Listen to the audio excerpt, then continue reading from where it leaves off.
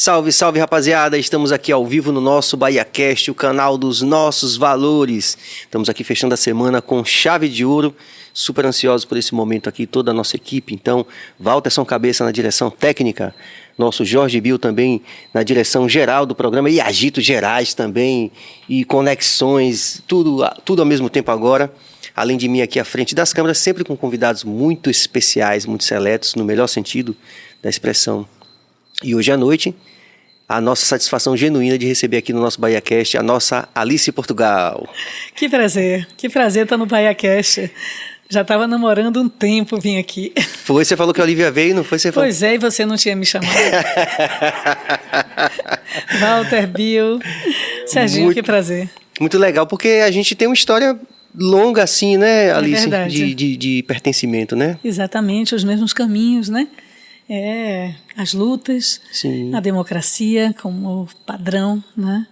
E para mim é um prazer ver você fazendo coisas tão importantes, né? Importantes para a cultura, importantes para a acessibilidade, sim, né? sim. Para as artes. Estamos aqui. A gente continua nessa luta, né? Desde lá da antiga Escola Técnica Federal, você fez farmácia? Eu fiz química lá, química industrial, Eu fiz química bem novinha, né? Entrei no primeiro ano, então eu sou aquela genuína da velha escola técnica, que quando não tinha farda, depois veio a camisa azul. Ah, não tinha farda? Não.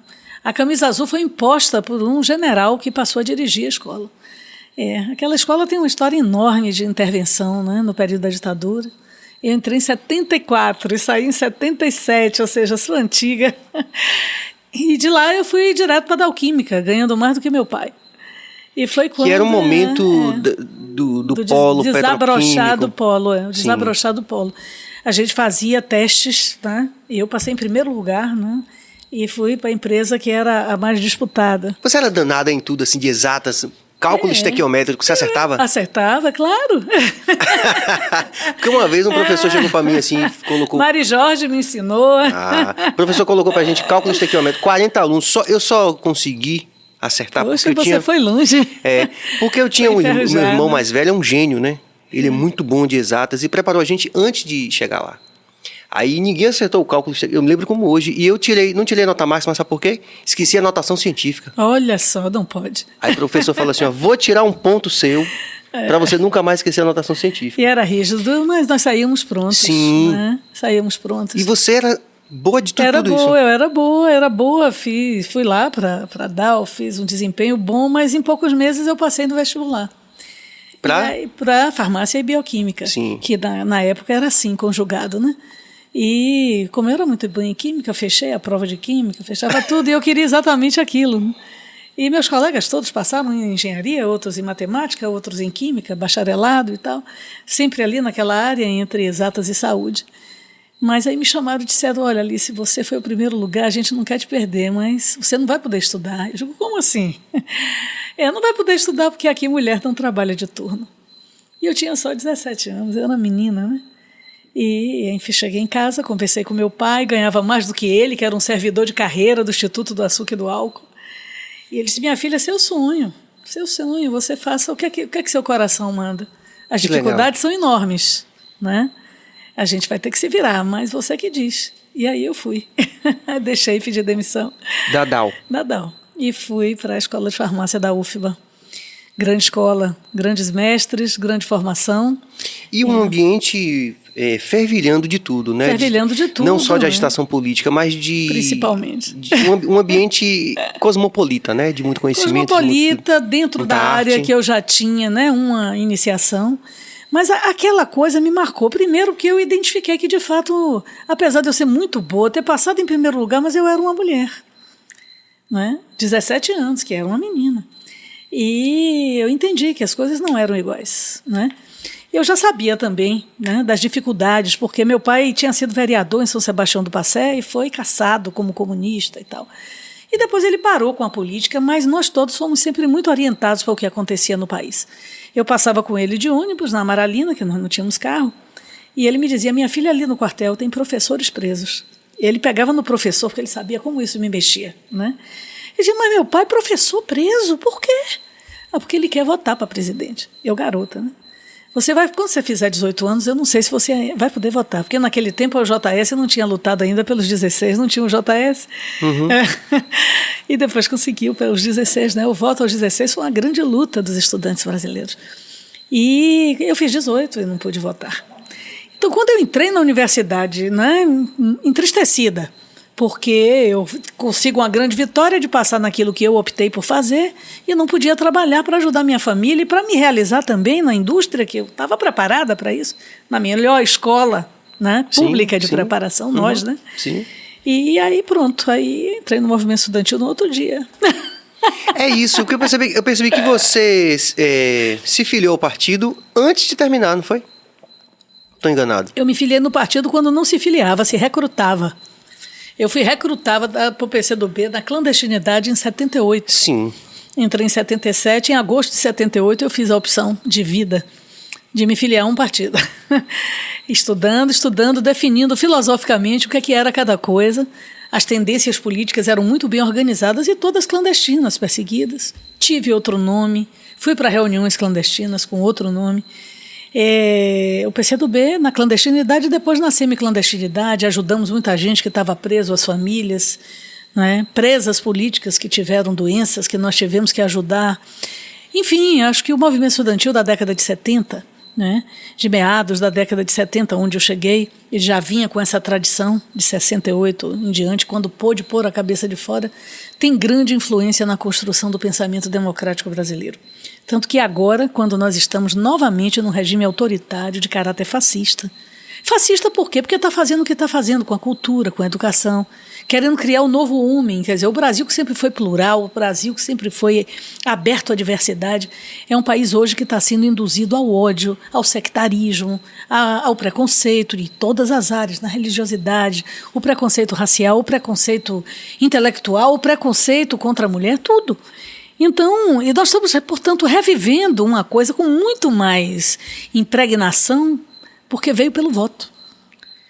Então, eu me remeto à geração da década de 70 e de 68, sempre com essa reverência, sem um saudosismo, porque eu acho que a meninada de hoje está pronta para enfrentar, e tem que enfrentar. Em alguns aspectos, a gente vê que alguns movimentos, por exemplo, como a luta que é orientada pelo gênero, ela, de alguma forma, também avançou, né? Comparando com aquela época. A luta ambiental, a consciência ambiental, a luta de gênero, né? Isso vem avançando. Agora, é necessário, Serginho, fazer as conexões, né? Então, a minha conexão é a seguinte: a mulher não pode trabalhar, o professor não pode votar, né? Você não pode votar, você não tem liberdade. Não é? Qual é a conexão da juventude hoje?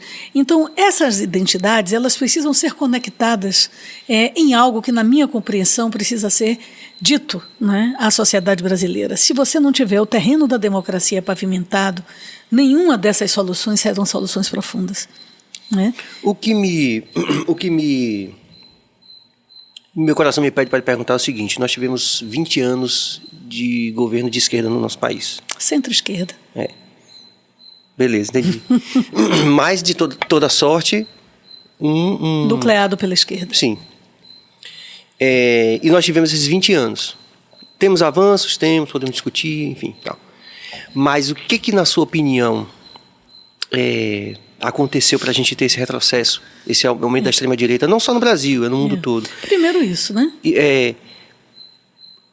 Começando assim, pela nossa experiência de vida, tipo assim, o meia-culpa, onde você acha que a esquerda deveria atacar para poder conseguir essa conexão de todas essas identidades que compõem uma grande maioria mais diversa? Bom, primeiro, na minha opinião, nós caímos pelos acertos, né? E não pelos erros. Acho que houve uma união das elites e num momento que havia uma onda de direita em nível mundial, né? Na Europa, Trump nos Estados Unidos, né? Então nós tínhamos uma onda, o Chile caiu, a Argentina caiu, né? O Paraguai resistiu, o Uruguai caiu. Então nós ficamos cercados em uma circunstância que havia um movimento internacional forçando o retrocesso, forçando por governos conservadores, né? Bolsonaro, ele não é autofinanciado. E hoje já há uma prova, o TSE não caça porque não quer a crise. Mas está provado que toda a fake news e todo o seu impulsionamento em pirâmide no celular de uma pessoa que não tem um pacote de internet, que entra no mercado, entra num hospital, numa repartição pública, acessa a internet e pega fake news. Então, recebe na sua rede, no seu WhatsApp, no seu Telegram, é assim que ele recebe, não é? E dá por verdade. Então, o Bolsonaro foi financiado internacionalmente, Steve Bannon não está aí, não é? Então, houve a construção de um processo de um movimento que arrebatasse o Brasil a partir da visão que havia corrupção. Exatamente igual como aconteceu em 64. É o comunismo e a corrupção. Então, nós somos vítimas de um processo articulado internacionalmente, bancado, financiado internacionalmente. Em um país que tinha pleno emprego, que a gasolina era 2,80 e que do pior momento, não é? Então, um país que expandiu universidades, expandiu as nossas escolas técnicas, eu tive o prazer de participar de tudo isso, né? Em que, inclusive, ter escrito na Constituição Federal de que o que era juventude, porque não tinha, né? Tinha esse conceito. Não tinha o conceito de juventude, né? E isso eu acabei sendo a relatora dessa proposta de emenda constitucional depois de uma conversa com Lula, em que ele olhou para mim e disse: Alice, como a gente vai fazer? Eu disse: bom, essa questão da expansão é fundamental. Ele disse: pois é. Agora eu quero lhe dizer uma coisa, a juventude não é uma só. A juventude são várias. E quem quer ficar parado no meio do mato é estaca. Então nós temos que garantir escola, a gente tem que garantir isso. Então um cara que não alisou banco de escola com uma visão super ampla.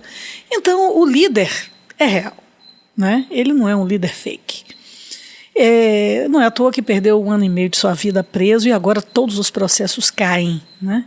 Agora, onde nós erramos? Nós tínhamos uma aliança super ampla. O nosso povo aprendeu a votar no mandatário do Poder Executivo, mas votar no deputado próximo. Votar em quem ele conhece, como diz no interior, em quem abre a tampa da sua panela. Sim. E aí você vota num cara que você conhece, mas ele chega lá e vota contra você. Ele vota contra os seus interesses. Então, hoje, Bolsonaro aluga uma base, né? Sim. Mas antes, nós éramos governo federal com minoria no Congresso. E, evidentemente, o governo de esquerda teve que ser um governo de centro-esquerda, fazendo concessões. Sim. Não eram concessões escandalosas como as de hoje, porque se isso acontecesse, um orçamento secreto no governo de Lula e de Dilma, estaríamos todos presos. Ou não? Então, realmente, assim, as coisas estão chegando a um ponto nos últimos meses que realmente... O que ocorreu? Ocorreu na minha opinião, né? E isso eu asseverei na época. Eu não gosto muito de dizer não, eu avisei, porque é igual a mãe que diz: não corra que você vai cair. Você cai, em menos de 5 minutos você cai. E eu dizia isso: gente, está errado. Nós estamos fazendo muita coisa, mas nós não estamos dizendo ao povo que isso aqui é porque houve uma opção de governo. Há um movimento, há um governo que faz isso. Nós não estamos capitalizando, como se diz, né? Nós não estamos discutindo, criando a consciência nova. Nós fizemos o Ciência Sem Fronteira, por exemplo, foi no governo Dilma. Estou no 5º mandato de federal. Ciência Sem Fronteira, né? Um espetáculo. Eu só saí do país para trabalhar. Eu nunca tive a oportunidade de estudar fora, né? Saí depois de deputada, que descobriram que eu escrevo bem, e aí me chamam para ser, já quase morri umas 2 vezes como observadora eleitoral. Sim. Me manda para cada buraco. Para onde assim? Foi o Salvador, por exemplo, com os aviões americanos descendo, não é? O nome do partido Arena, os caras de vestido de cowboy. Ganharam, agora por último ganharam, depois de ter tido alguns anos de democracia em El Salvador. Eu fui 2 vezes a El Salvador como observador eleitoral, fui no plebiscito de Chaves da Venezuela. Você foi na Venezuela? E aí, qual é a diferença? A diferença é o seguinte: lá, Chaves, que é uma revolução cívico-militar, não é uma revolução, não tem nada com socialismo. O que tem é o seguinte: aqui não é dos americanos. Sim. Aqui é do povo venezuelano. Sim. Então ele dá uma vírgula, vai para a televisão do povão e fala. E bota o povão para falar. Né? Então, é uma coisa realmente, ou seja, ali é dito, isso aqui é feito porque o povo está no poder. Sim. E nós não dissemos isso. Os meninos da Ciência Sem Fronteira, que foram estudar na França, nos Estados Unidos, no Canadá, na Austrália, 89% votaram contra Dilma. Era a favor do impeachment. É isso que... Por quê? Por isso eu comecei perguntando. Não, porque disse, onde não, foi que a eu gente... cheguei pela minha capacidade, ô Barabola, nós também tínhamos capacidade, mas não tinha Ciência Sem Fronteira. Né? Agora, por que teve o Ciência Sem Fronteira? Porque este governo popular, né, queria melhorar a formação do povo. Isso não foi dito. Então, a coisa é a consciência política. Ainda falta muito, né? Fazer com que as pessoas entendam o que você está falando. E eu acho que nós não dissemos às pessoas o que estávamos fazendo o suficiente para que agora, por exemplo, acabou no dia 18 do mês passado, o Bolsa Família, 28, acabou o Bolsa Família. Eles agora abriram um espaço fiscal, que se for aprovado no Senado, eles vão criar um Auxílio Brasil de R$400, Sim. Né? Mas, na verdade, vão abrir uma janela de mais de 80 bi para fazer política. Para fazer política. Né? E esses R$400, eles vão até um mês depois da eleição. Está escrito. Acaba em dezembro de 22. E não tem povo na rua se manifestando. Porque acha que o Bolsa Família era um adjutório, quando, na verdade, era um programa de renda básica. Sim. Isso é interessante você falar. Isso aí tem que falar, assim, com toda... deixa eu expressar isso que é importante. Com uma idoneidade intelectual, que é o seguinte. Por exemplo, quando a gente fala em Bolsa Família, você não vê as pessoas falando que era um projeto que estava diretamente ligado a manter a criança na escola. Totalmente. Vacinas. Não é só escola, quando você vê os críticos do Bolsa Família, você vê pessoas dizendo assim, mas dava dando dinheiro, era essencialismo. Mas você não vê as pessoas dizendo que aquilo ali tinha... Depois curso técnico Pronatec, que Bolsonaro acabou. Sim. Acabou o ensino fundamental e ia para o técnico. Só recebia o Bolsa Família se tivesse adolescente acima de 14, terminado o ensino... Mas as pessoas não falam disso na rua. Porque nossos críticos, digamos, eles estão sempre dizendo que nós, os autores, falávamos pouco. Fica a experiência, né? Fica a experiência e a dor, né? Porque sim, claro. o que agora Bolsonaro está fazendo, né? Algumas coisas são reversíveis, mas tem outras que são irreversíveis. Como, por exemplo? Irremediáveis. A privatização dos Correios, uma empresa de mais de 200 anos, para entregar a empresas de carga americana a entrega das compras pela internet. Né? O cabra lá da Amazon, né, Bill? Precisa vender os Correios? Não precisa, ninguém está dizendo que os outros não podem fazer, mas por que vai vender o que é nosso? E era uma empresa que... Ainda não foi, mas não foi não. Mas já passou na Câmara, o Senado está... Desculpa, pessoal, deixar claro isso, porque eu moro ali perto daquele Correio da Pituba mesmo, que eu olho para aquilo ali e fico com medo. Parece cenário de filme de terror. É verdade. Pela magnitude... E pela decadência. Pela importância que eu sei que tinha...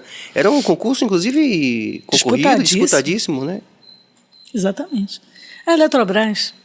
vai subir muito mais as contas de energia, porque agora não é vender a distribuidora, como foi vendida a Coelba a preço de banana há alguns anos atrás, e nós sentimos profundamente o que aconteceu.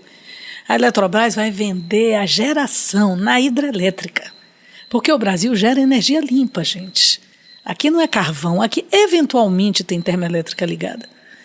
É água que gera motor, que vira motor. Né? E nós estamos vendendo, isso é estratégico, o país nenhum no mundo vende. Nós estamos vendendo a água, a outorga da água. Foi aprovado. Mas eu me lembro, inclusive, que na campanha ele falou algo sobre o nióbio.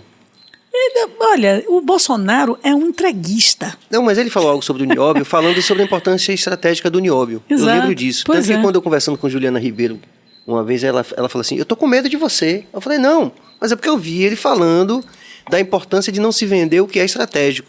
Pois é. Eu vi. Porque ele é um milico. Nós esperávamos que pelo menos ele fosse ser um cara de direita nacionalista. Mas ele não. Ele é da extrema direita entreguista. É o que ele é. É um perfil... esquizofrênico. Sim.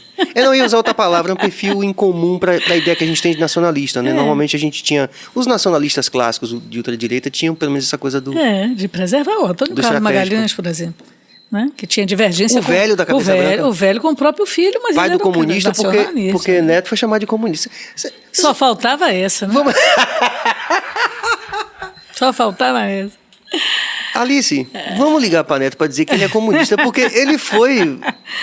Pois ele vai ter que fazer a revisão, por exemplo, se é contra as cotas, né? nas universidades. Mas você viu que absurdo, o pessoal chamou ele de comunista no aeroporto? É, Bolsonaro e essa mitificação, não é pouco inteligente da posse de Bolsonaro, que se dá no Congresso Nacional, né, o discurso.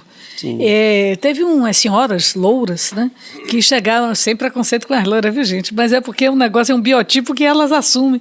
Elas foram para lá com tem uma bandeira que o Japão deu de presente ao Brasil, enorme, está lá na entrada da rampa da Câmara, depois das comissões, enorme. Sim. Metade bandeira do Brasil, metade bandeira do Japão.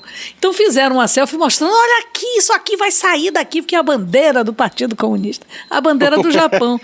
Então eles veem comunismo em tudo. Né? Eles criaram essa... Hoje eu vi um vídeo interessante, eu tenho que dividir isso com vocês, viu, Alice? Um vídeo, minha filha que mostrou, minha filha está com 18 anos também, super tal, essa coisa, né? Aí falando dos avanços que eu falei na instante da coisa do gênero, da orientação sexual, a galera já tá ligada em várias coisas, né? Mas. Aí ela falou assim, pai, opa aqui. E eu ouvi a pessoa no vídeo falando assim, a McDonald's é comunista. Porque você já viu essa polêmica dos banheiros? Não. Os banheiros agora têm assim, individual, sim, e tem os símbolos, né? Eles não querem a diversidade. Não, mas o... Transgênero, etc. Não querer a gente já sabia. Agora eu não sabia que a McDonald's era igual a semineto comunista. Imagine.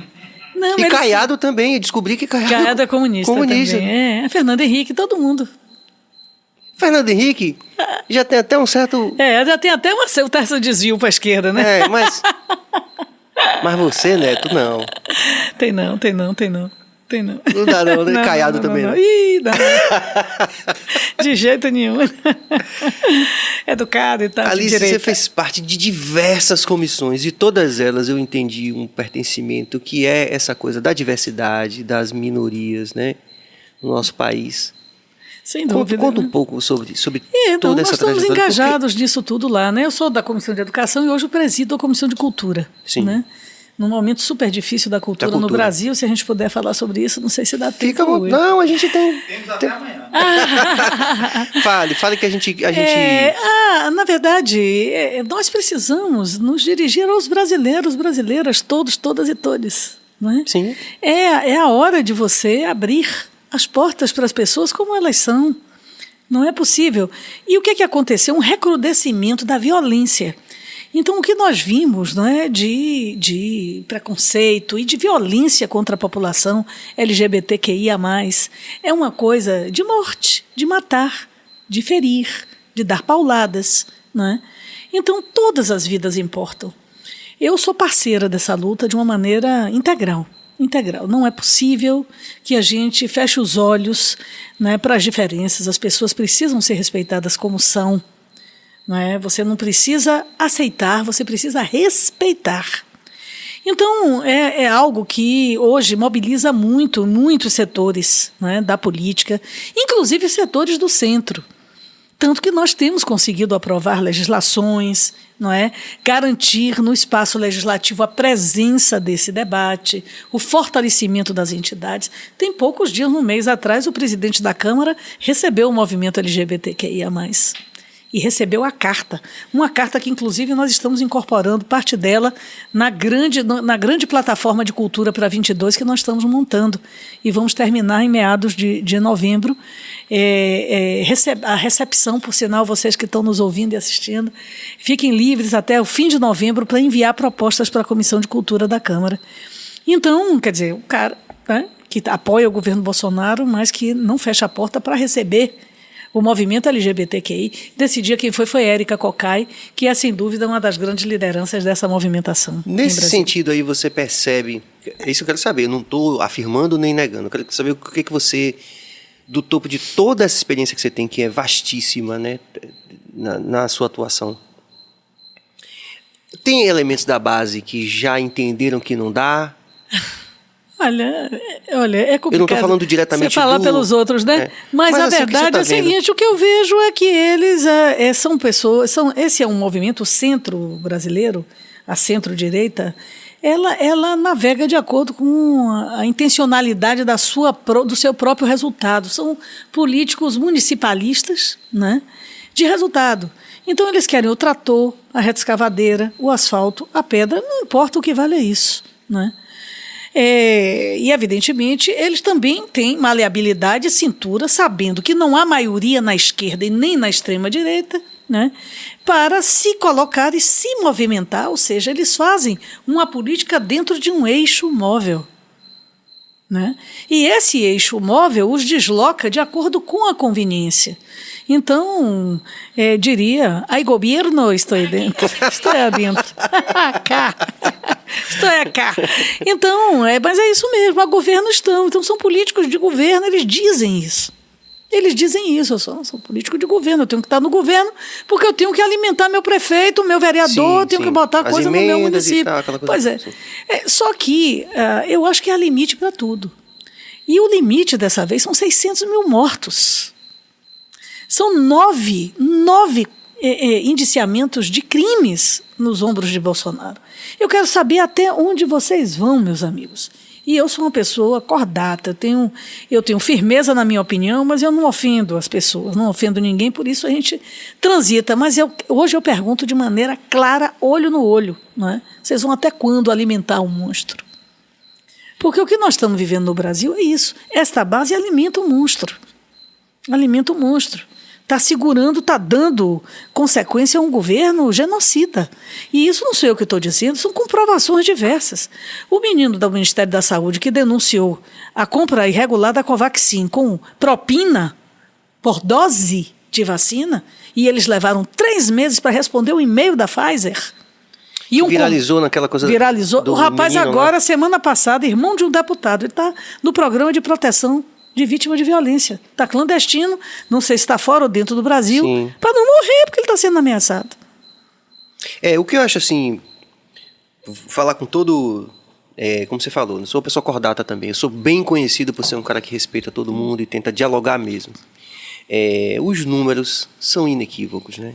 E a fonte, a gente está tendo, em relação, por exemplo, ao como é que chama? Ao controle do Covid, os números são inequívocos. Quer dizer, se nós realmente tivéssemos começado mais cedo, muitas mortes poderiam ser evitadas. Com certeza. Muito sofrimento. E a economia, no final das contas, já estaria num ponto de recuperação muito mais avançado. Com certeza. Eles não têm gerência econômica. Paulo Guedes é um ministro ultrapassado. Paulo Guedes está no começo do neoliberalismo, né? Ele não fez nenhuma adequação, nenhuma adaptação. Ele é cartesiano, limitado e decadente, né? Fez o que fez com o Chile. E agora, Paulo Guedes já era para estar fora, porque o que é que se descobre? Que ele, sabedor da alta do dólar e quando vai acontecer, ele exatamente nesse momento faz investimentos e joga dinheiro no paraíso fiscal. Gente, isso é escandaloso. Nós conseguimos convidá-lo à Câmara, mas não marcam a data em comissão geral no plenário, né? Então, a cada vez que possivelmente os seus próceres ameaçam convidá-lo, ele abre um pedacinho de benesses. Então, o que é justo para o povo se transforma em elemento de chantagem para uma base com essa natureza. É muito sério o que está acontecendo no Brasil e nós precisamos resolver. Por mim, resolveria no impeachment. Mas nós não temos maioria. A oposição na Câmara dos Deputados, ela tem 132 membros nos bons dias, porque há quebras, como houve agora na votação da PEC 23 dos precatórios, né? Sim. Então, é necessário que a gente tenha compreensão de que se você quer eleger o presidente da democracia, você tem que eleger uma base que o sustente. Deputados. Deputado é representante. Talvez se mudasse esse nome, fosse até melhor. Sim. Não é? Comunicaria mais. Porque o português arcaico é o deputado, é o representante popular. Né? Então, esse representante popular, ele é um delegado. Você não elege um delegado para um congresso, para o que seja, né? É um procurador seu, você deu uma procuração ao cara. Não é? O brasileiro não tem muito essa noção, né? Isso é que é importante dizer.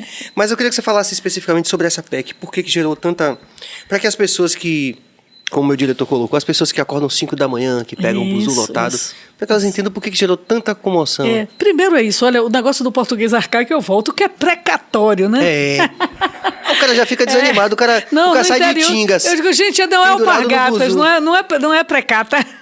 O cara sai do bairro da Paz, pendurado no buzu 5 da manhã, né? Nessa situação, né? Pois é isso. Entendeu que é precatório? Precatório é o seguinte, é o latim, né? Então, ele, na verdade, é dívida da fazenda pública com alguém. É uma dívida do Estado. Estado, não é o Estado da Bahia, não. O Estado como um todo. O governo federal, ou o governo estadual, ou os governos municipais. Então, com todo mundo. Alguém prestou um serviço, não pagou, entrou na justiça. A justiça julgou, né? Deu razão à pessoa que precisa receber e mandou que aquele ente público pagasse. Para ele pagar, ele tem que inscrever num livro de dívidas. Porque precisa aprovar no orçamento o pagamento daquela dívida. Precisa estar previsto. É igual conta. Você vai pagar a sua conta, você faz a sua cadernetinha e prevê o seu pagamento, né? E quem está pagando, né? Porque... É verdade, né? Agora é a caixa de sapato sorteando quem vai receber esse mês. Infelizmente. É a verdade do povo. Continue. Mas, então... Aí tem que escrever no livro dos precatórios. Entendeu? Que é exatamente... Qual é esse livro do Gênesis? A previsão, assim, né? A previsão de pagamento que você tem que botar no orçamento. Você tem que prever no orçamento. Então chama precatório. É a dívida da fazenda pública com terceiros. E essa dívida, ela é uma dívida de 17 ponto poucos bilhões. Não muito dinheiro. Para um orçamento de trilhão, não. Ah, sim, tá. Né? Mas o que é que eles fizeram? Eles pegaram essa proposta de emenda constitucional. Não é? Primeiro que não precisava ter precatório na Constituição, porque se é a dívida da fazenda pública que você tem que pagar porque o juiz já mandou pagar. Escrever na Constituição que você tem que pagar por quê? Manobra. Então eles botaram precatório e botaram também a divisão da dívida dos prefeitos com o INSS, que é um problema gravíssimo no Brasil. Porque um vai deixando para o outro, paga só a parte do funcionário e não paga do patrão, né? Do município. Então fica aquela dívida interminável. Até então só podia dividir em 60 vezes. Aí botaram na PEC, na proposta de emenda constitucional, 240 vezes. Uma bondade. E o precatório, eles iam dar o calote, mas aí botaram dividido em 3 vezes. Então parecia que quem votasse contra isso estava votando contra quem tem que receber, especialmente os professores, não é? E contra os prefeitos, que por sinal foram até alguns lá nos pressionar para votar nessa PEC. Mas a terceira questão da emenda constitucional era o seguinte: vai abrir um espaço fiscal como se fosse um buraco negro de mais de 80 bilhões para as tais das emendas, para o processo de sustentação da base do governo, para políticas que pavimentem a sustentação de Bolsonaro. Esse é o elemento nuclear da PEC. A PEC era para isso, para furar o teto de gastos e garantir um vácuo orçamentário, para garantir lastro orçamentário, para garantir a sustentação do governo Bolsonaro. Fazer o tal do programa, ele está falando que é para fazer o programa. Eu fiz os cálculos, entreguei na mão do presidente da Câmara, está aqui. Sentei lá com os técnicos, né? E sou boa de cálculo, né? Sim. Então, mostramos, olha, você pode pagar integral os precatórios dos professores e os outros, 17,6 bi, e você pode dar o auxílio emergencial de R$400 para X pessoas, e você ainda vai ter uma sobra de mais de 18 bilhões.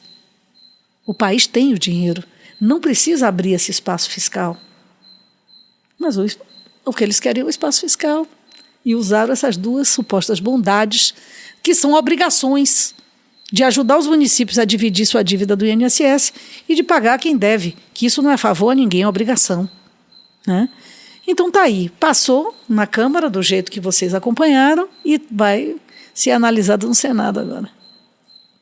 Caramba. Precatório é isso, é dívida da Fazenda Pública. Os professores têm esse dinheiro para receber há anos. O velho Fundef, do tempo de Fernando Henrique. Os fundos que foram pensados por Anísio Teixeira, aquele grande educador baiano, é uma cesta de impostos para sustentar a educação.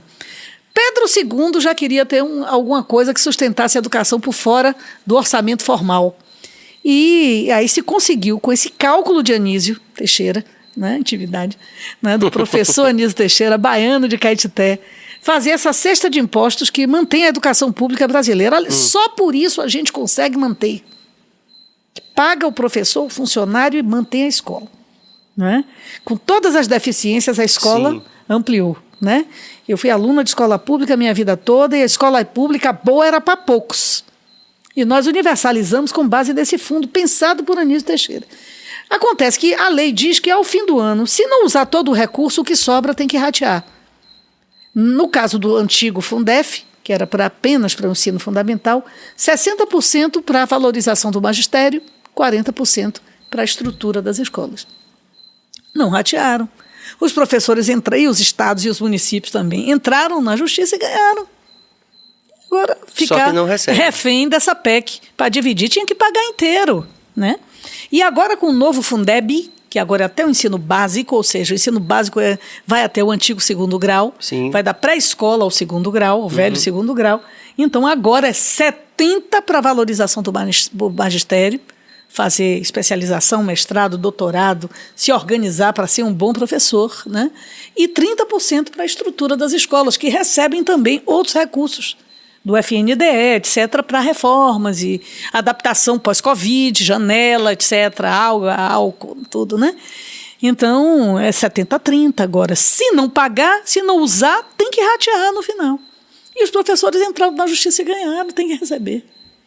E essa sua relação com os professores em específico é uma relação antiga. Antiga e verdadeira, íntima. Eu sei. Eu lembro que Eles são arquitetos de pessoas, Serginho. Eu lembro que eu falei isso aqui em off, que quando eu estava na escola técnica, fazendo curso de metalurgia, eu até brinco dizendo a todo mundo que eu não gosto de dizer não, que o pessoal, eu fico com medo de... Você é metalúrgico? Ah, tá vendo? Tá vendo como as coisas estão? Mas eu lembro que você foi lá e você já estava... É uma relação... peitando todas essas lutas. Antiga. Antiga. Você passou por várias comissões e você também devotou uma energia muito grande para a questão do gênero durante esse tempo. Ah, com certeza. Com certeza. Porque é isso, né? Aqui pelo Mulher não BaiaCast, trabalha de turno. Aqui no BaiaCast, Alice, a gente tem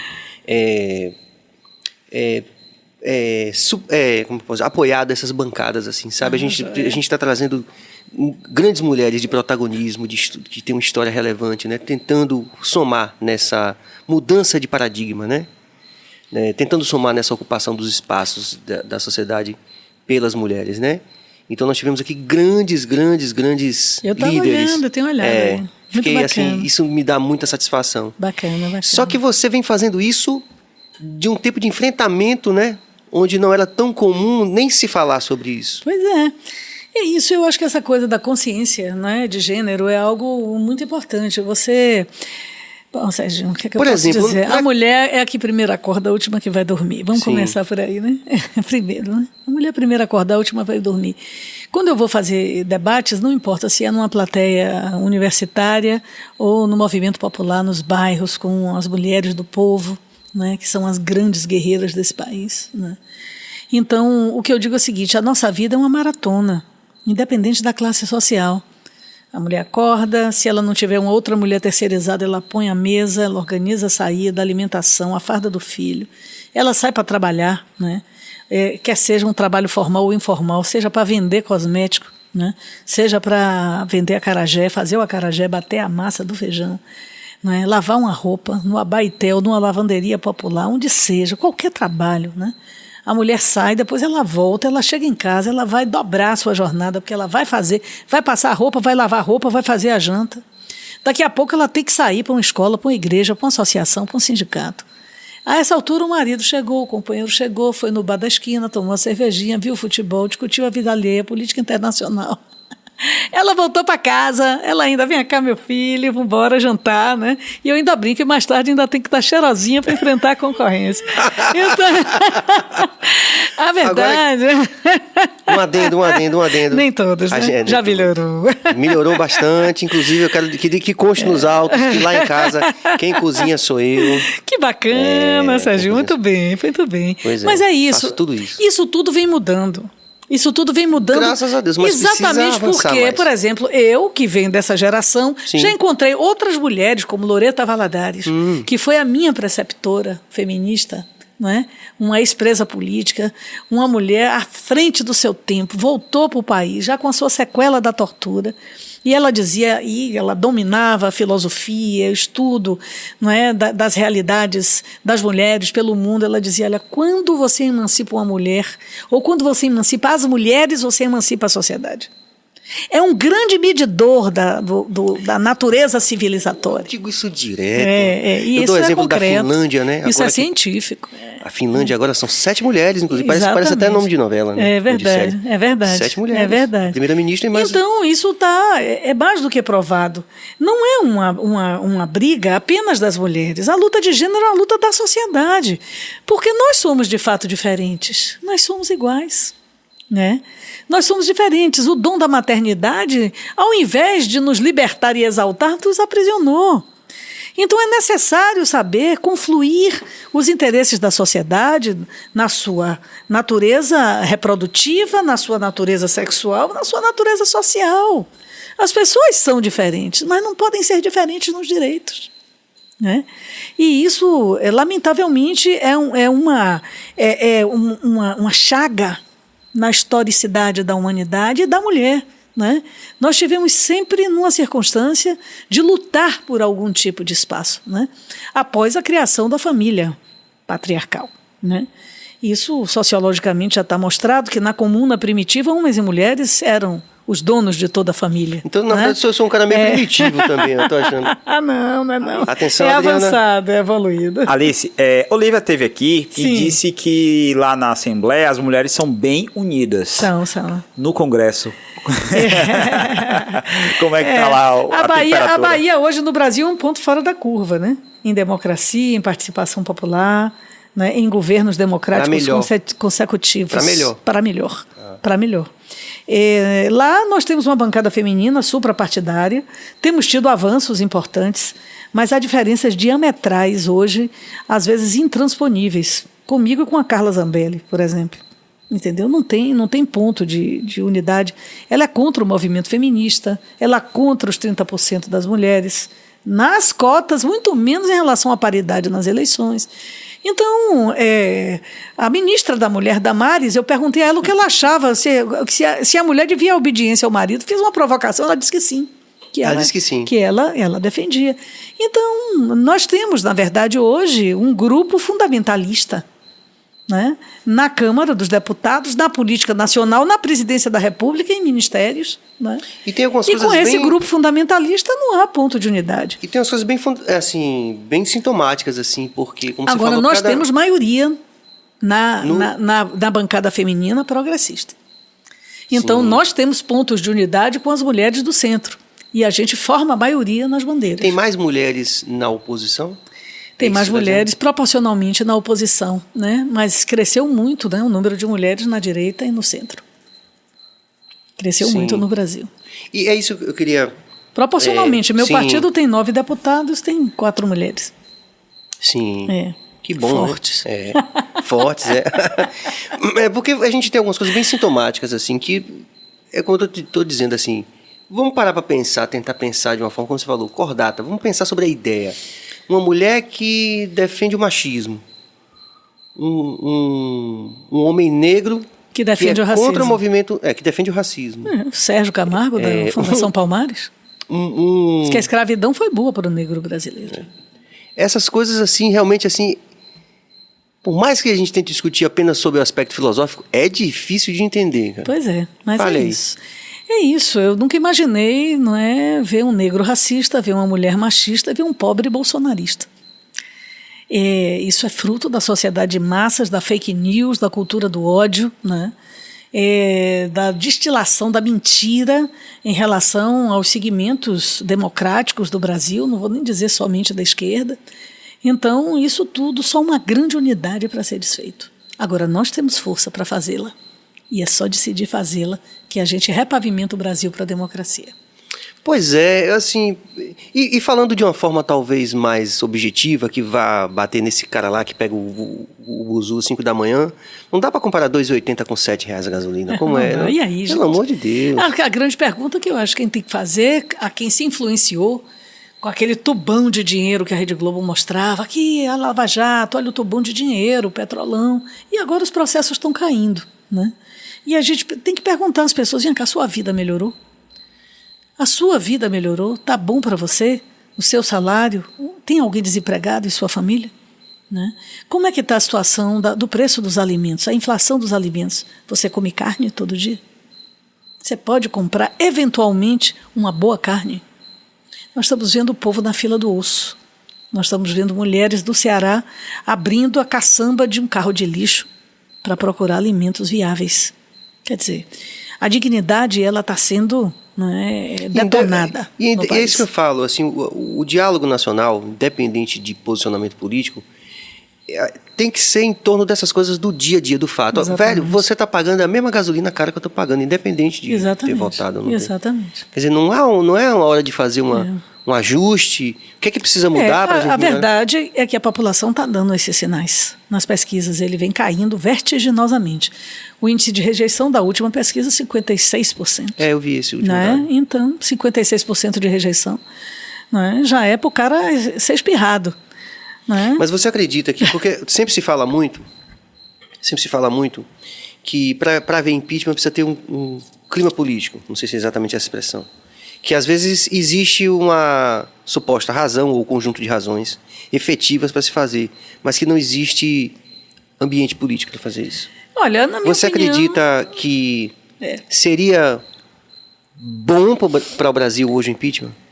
Eu acho que o Brasil não suporta mais Bolsonaro. Nós estamos caindo pelas tabelas. Nós fomos ridicularizados no G20 agora, não é? Bolsonaro ficou isolado dentro da reunião dos 20 líderes mundiais. Ninguém encostava nele, nem o garçom. Ele foi procurar conversa com o garçom, isso tudo está aí na mídia, né? Bolsonaro não pôde ir à Conferência do Clima em Glasgow com medo de tomar pedrada, porque os manifestantes são punk, né? São danados. E ele não foi. O Brasil foi representado de uma maneira artificial, sendo puxado pela gravata para os acordos impostos pelos Estados Unidos. Então, nós discutimos a quebra de patentes da vacina logo no começo, quando as vacinas foram comprovadamente testadas, e eles não aceitavam. Depois nós aprovamos e está aí no canto. Eu fui determinante nisso como farmacêutica. Nós não conseguimos realizar no Brasil, né, a produção de vacinas. Chegamos a inverter a natureza industrial de laboratórios de vacinas veterinárias, que nós temos muitos bons laboratórios privados, né, que fazem vacina contra a brucelose, contra a raiva, etc. Invertemos, os donos das empresas concordaram em fazer inversão industrial para a vacina humana e Bolsonaro não encaminha. A gente já podia estar com a população toda vacinada. Quer dizer, o Brasil não suporta mais Bolsonaro do ponto de vista mesmo da sua estrutura econômica, a sua estrutura administrativa. O país pode falir, né? E você entregar qualquer outro, inclusive ao nosso, um país com essa circunstância. Então, eu acho que o impeachment seria um ato de caridade com o povo brasileiro. Mas as pessoas raciocinam já na eleição, porque acham também que vai botar Mourão, e aí vai botar Mourão, e nós com Mourão. Realmente. Quem é o nosso nome... É duro, viu? Você está sem opção assim, é duro. Mas por mim tinha que ter o impeachment, apesar de Mourão, eu acho. Né? Mas os acordos o único políticos, nome viável é o Luiz Inácio. O melhor nome é Lula, na minha opinião. Não, o meu partido ainda não decidiu o nome, né? Sim. Mas o melhor nome, na minha opinião, é Lula. Não tem mesmo a terceira via. E Ciro, na sua opinião? Não, Ciro não tem inteligência emocional. Uma pessoa que não tem inteligência emocional, ele está aqui conversando, daqui a pouco ele lhe xingue aí. É uma pessoa super bem formada, tem uma formação econômica importante, né? Foi, inclusive, ministro, né? Mas ele é uma pessoa que é difícil a convivência, é difícil você ter solidez com alguém com um temperamento explosivo que você não pode divergir. Então, esse é um problema concreto, com todo respeito. Quem está me ouvindo, que gosta de Ciro, eu também gosto. Foi meu colega deputado, é uma pessoa brilhante. Ele é brilhante. Falta Falta competência emocional. Ele é formado emocional. em Harvard. É mesmo? Ele é brilhante. Ele é brilhante, economicamente brilhante. Ele tem soluções reais, mas não tem condições. Ele não agrega. Eu perguntei a Olivia aqui o seguinte. Política, na minha opinião, primeiro é arte de convencer para transformar. Tá. Não é? Mas se você perde a sua capacidade de convencer construindo pontes, como é que você governa? Mas é isso que eu perguntei aqui a Olivia também, e vou perguntar a você do topo, como eu falei no começo, de uma idoneidade intelectual, né? Porque todo mundo sabe que eu não sou carlista, nunca fui carlista, né? Com certeza. Mas assim, isso é aquela coisa histórica das esquerdas de não conseguir dialogar entre si para formar essa... Não, de jeito nenhum. Porque eu acredito que nós Ciro demonstramos... estaria mais próximo, digamos, de Lula, não de Bolsonaro. Você viu o que aconteceu no segundo turno da eleição. O Ciro viajou, deixou Haddad aqui enfrentando o Bolsonaro. Sim. Haddad não é um homem da política tradicional. Haddad é um professor. De filosofia, da USP. Pois é um professor. E foi o que nós conseguimos naquele momento construir. Botamos Manuela sofreu fake news até hoje. Manuela é a mulher mais atingida no Brasil por fake news. Né? Pois é, eu gosto dessa moça.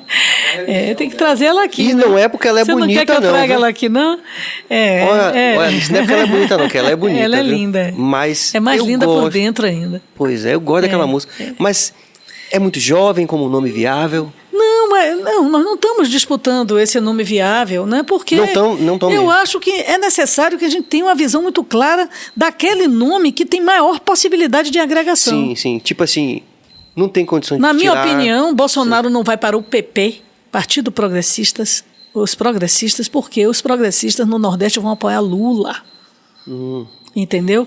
Mas ele tá Lula no PL, ele entrou no PL agora? vai entrar do PL dia 22, né? Já fechou com o Valdemar da Costa Neto. Então, a verdade é que a capacidade de agregação, né? A capacidade de liderar, a capacidade de juntar é o grande atributo para alguém que pretende, né, repavimentar o caminho para a democracia. E o melhor nome que de fato nós temos é Lula, um grande líder. Um líder generoso, amoroso.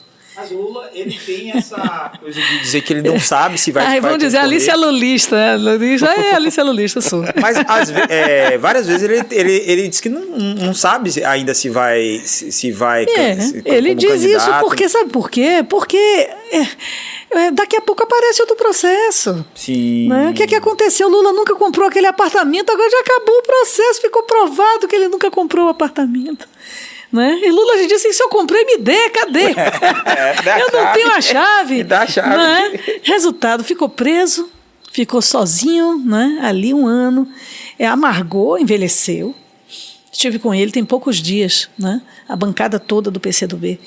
Então, ele diz: olha, eu não posso aqui afirmar, até porque nós temos que construir as condições da candidatura. Então, isso é o refinamento político. É pouco educado, inclusive, politicamente, ele dizer já sou, porque ele quer trazer outros, né? Eu acho isso muito importante. Agora, nós do PCdoB, que vamos fazer 100 anos o ano que vem, né? Nós queremos uma federação partidária. Nesse turbilhão de coisas, com 9 deputados, nós conseguimos convencer a Câmara e o Senado de que é necessário o Brasil ter uma ferramenta que possibilite estruturalmente unir as esquerdas. Para que isso que você me perguntou tenha uma resposta porque concreta. tem esse mito, né? Não tem é esse mito. possível hoje, companheiros e companheiras, unir as esquerdas através da ferramenta chamada federação partidária, como no Uruguai, como no Chile, como em Portugal, né? É possível unir as esquerdas sem perder as identidades partidárias. Sob uma bandeira federada, o PCdoB, o PT, o PSOL, o PSB, nós podemos estar juntos numa grande federação, eleger muitos deputados, enfrentar Bolsonaro, aliarmos eventualmente com segmentos ao centro para esse processo de aliança ser definitivo no aspecto da derrocada desse mal maior que hoje infelicita o Brasil. Enfim, do centro que você falou aí, quem seriam essas pessoas que seriam essenciais para esse processo? Olha, nós temos vários nomes diga alguns nomes, pessoas assim, que hoje se colocam contra Bolsonaro, tem setores do PSDB, largos setores do PSDB contra Bolsonaro, né? Do PMDB contra Bolsonaro. Agora, por exemplo, a PEC 23... Tem alguém do PL que não gostou. Quem foi? Marcelo Ramos, Sim. o vice-presidente da Câmara dos Deputados, né? Ele está doido. Eu vou ficar no mesmo partido de Bolsonaro, eu não tenho condições. Eu disse: a ficha está aqui na bolsa. Não tenho roupa para... Meu Deus. Pois é. Então, nós vamos atrás desses setores dissidentes do centro, né? Para construir uma ampla frente e derrotar Bolsonaro. Tem que... Isolar e derrotar Bolsonaro é a grande meta da democracia. E dos Mas você sabe que tem gente que diz assim que não vai ser difícil porque ele faz umas coisas tão... Ele mesmo. Ele mesmo. Assim, né? Eu tô querendo ser o mais imparcial possível. Não nos iludamos, vamos à luta. R$400 na mão do povo, um espaço de 80 bi aberto para fazer o que quiser dentro do orçamento. É necessário abrir os olhos. Você acha que está preparada a cama aí para poder É necessário continuar? abrir os olhos. Estão construindo uma estrutura. Será? Estão construindo uma estrutura para mentir para o povo. Pois é, nesse sentido as redes sociais, né, essa coisa dessa tecnologia também é algo assustador, né? A gente fica, Pois é. meu Deus do céu. Cabas, teve algumas interações que você passou aqui. Vamos ali se responder algumas pessoas? Vamos, para mim um Pronto. prazer. Vamos aqui, a gente lê. Vamos lá. Diego Bessa, muito obrigado pela sua participação. Excelente trazer a deputada Alice Portugal para essa discussão, Serginho. Parabéns. Bacana, gente. Mas o amor foi dela, dizer assim, pô, eu vou lá estar com o Serginho. Eu tenho um orgulho pelo pertencimento que sempre tivemos, né? Fomos oriundos da mesma escola, enfim, toda essa coisa. Duda Espínola, deputada, a despeito de termos um novo presidente em 2022, o ódio, o sectarismo, as fake news estão aí como feridas abertas na nossa sociedade. Como lidar com isso daqui para frente? Ô, Duda, que bacana você falar sobre isso. Na verdade, nós estamos vivendo com essa natureza híbrida da realidade concreta, material e a realidade virtual, né? Nós estamos lá na Câmara fazendo, agora mesmo tem um trabalho importantíssimo que vai assinado por Orlando Silva, que é de sua geração, né? Foi da Uni. Orlando é o relator do projeto que trata de fake news hoje. Então, o que é necessário fazer? É necessário apertar a estrutura para punibilizar não somente as empresas que são lenientes, que não tomam atitude contra a fake news, como aqueles que produzem e, infelizmente, aqueles que reproduzem. Nós estamos tomando algumas medidas, por exemplo, você vai atender-se a diminuir mais uma vez os encaminhamentos e dar autoria aos encaminhamentos. Não é? A ideia é essa, é dar autoria aos encaminhamentos. Também é fazer multas por pecúnia, por dinheiro. Né? Se você mentiu, além do processo, vai ter aqui a sua multa, você vai pagar. Então, nós estamos apertando os controles. Né? Vamos tentar apertar o máximo. E fazer, e aí ainda tem a grande questão, é a gente não cair na sedução da censura, né? Porque é isso. É o limite tênue, você né? tem que fazer exatamente caminhar neste fio de navalha entre o que de fato é o processo do atingimento moral, pessoal, etc., político, né? E o que é a opinião. Essa é a grande questão, né? Onde termina o direito da livre opinião, onde inicia o processo de uma difamação organizada para objetivos políticos, econômicos e de outra natureza. Mas o trabalho está bem avançado, foi ouvido todo mundo, Facebook, né, Twitter, todas as listas, o Google, e também grandes influenciadores, o Felipe Neto participou da comissão, né? Então, grandes influenciadores digitais, nacionais e internacionais. Então, está sendo um trabalho muito consistente. Eu espero que daí nós possamos ter minimamente um colchão de amortecimento a essa cultura do ódio, à difamação e ao disparo em massa de mentiras. Muito bom. Agradecer a Duda aí também pela sempre... Roberto Kennedy, grande professor de filosofia também. Quem lhe recrutou, Alice? Não é segredo, viu? Recrutou e depois me abandonou.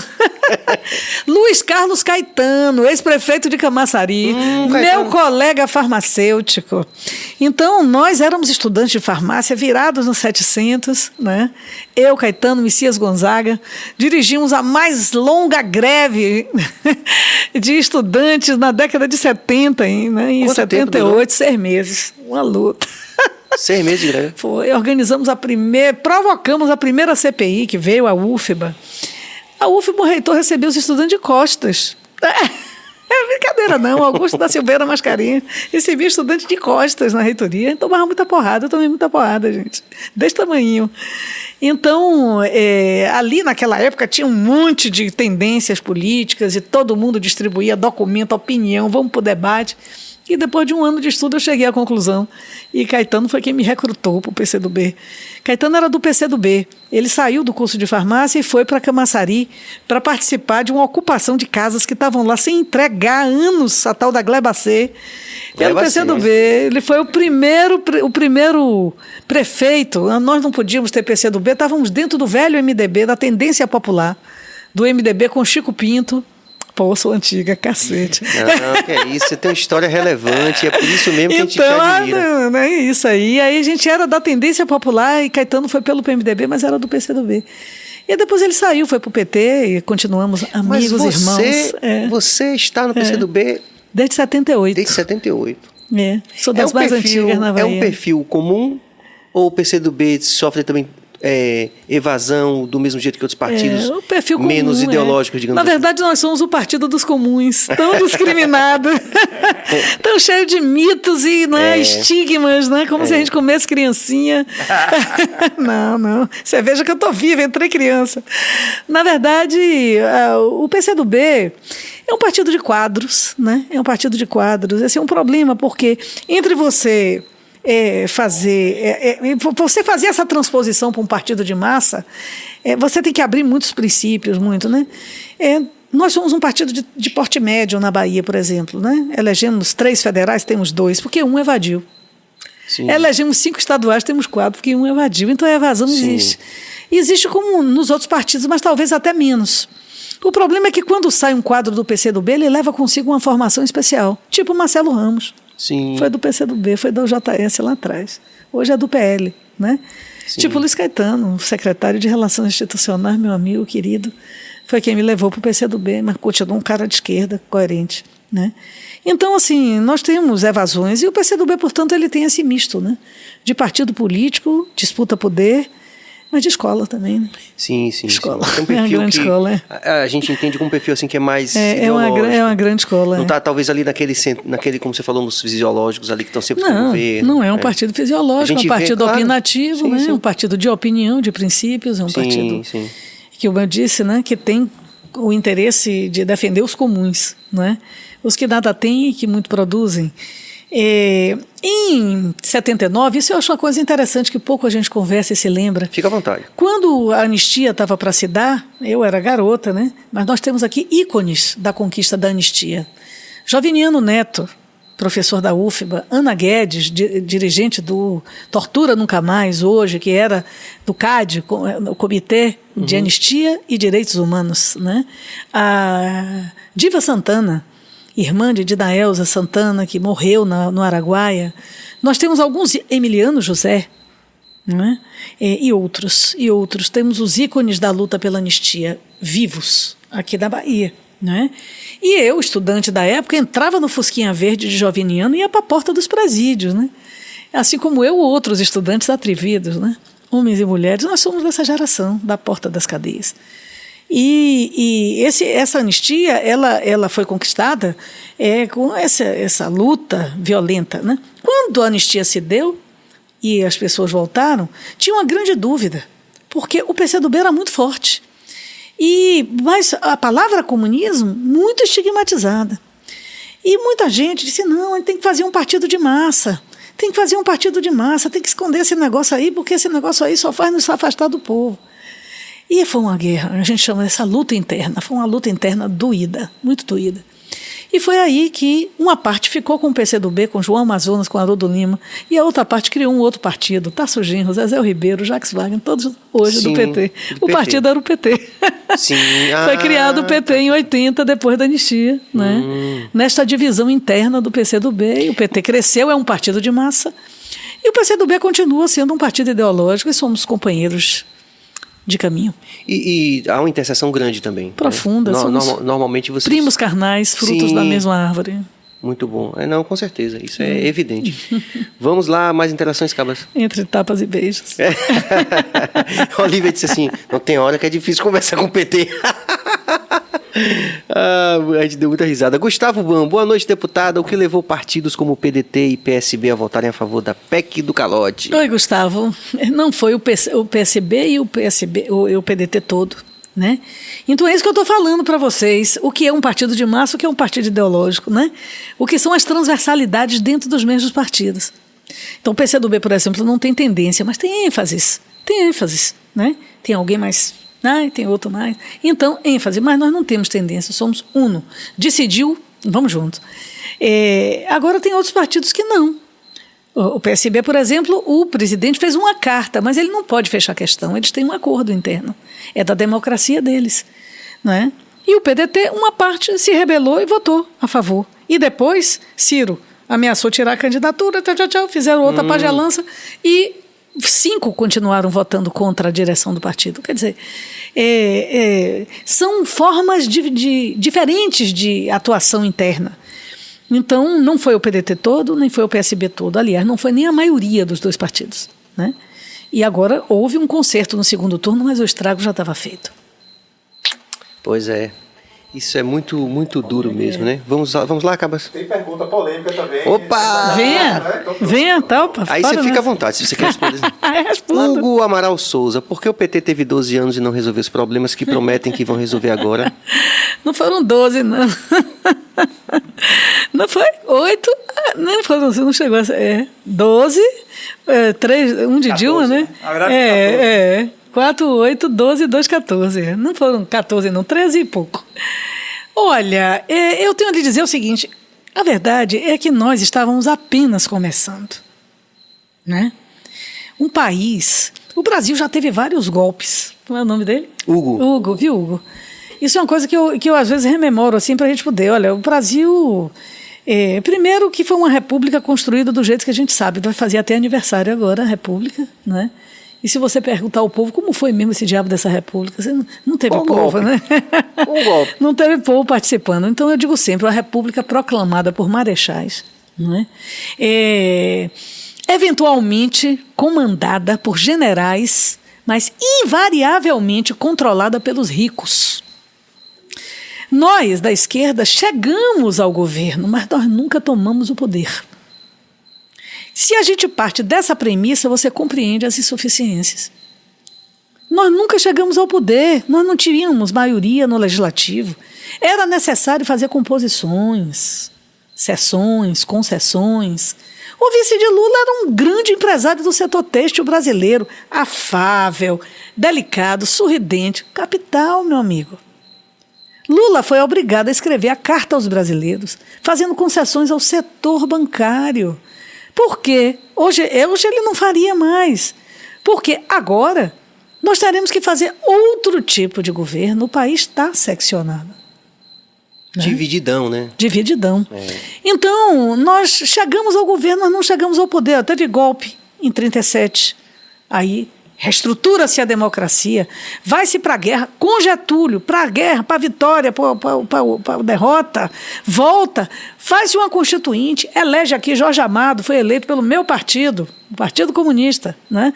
Jorge Amado edita e aprova a lei da liberdade religiosa, uma bancada gigante, 46 deputados, não é, ligados ao movimento popular. Marighella foi deputado, Jorge Amado foi deputado, em menos de um ano caçaram todo mundo, fechou o Congresso em 46. Outro golpe, até chegar em 50 e já estar, não é? Um Juscelino, centro, Jango, centro-esquerda, né? Até chegar nesse patamar, foram mais de 15 anos. O Brasil vive nesse movimento pendular. E depois a ditadura de 64, tinha gente que dizia, não, isso aí vai ser 2 anos, está resolvido. 21 anos de ditadura, de morte, tortura, o que você quiser. Quer dizer, esse é o país cuja ditadura última, que foi a ditadura militar, ela não foi a que mais matou nas Américas. Não é? Mas eu digo sempre que ela foi a pior, porque ela desmemoriou o povo brasileiro. Ao matar a educação pública, ao desmontar a possibilidade da informação livre, não é? O nosso povo foi desmemoriado pela pobreza, pela fome, pela exclusão. Os bolsões de pobreza se isolaram, não é? Na luta mais primária da alimentação, da moradia, da sua construção como ser humano. E essa foi a ditadura cruel. Né? Cruel. Então, foi uma grande vitória essa frente ter chegado nesses anos e ter ampliado escola, universidade. Esses 12 ou 14 Eu acho que nós fizemos muito e nós fomos derrotados pelas conquistas e não pelos erros. Né? Eles não suportaram ver o filho do pedreiro, Paulo Guedes, diz isso na universidade. Ele falou mesmo, das empregadas domésticas. Das empregadas domésticas, eles não suportam. Na primeira fila de um curso de medicina, até do Santo da Silva, da Anunciação da Conceição. Eles não suportam isso.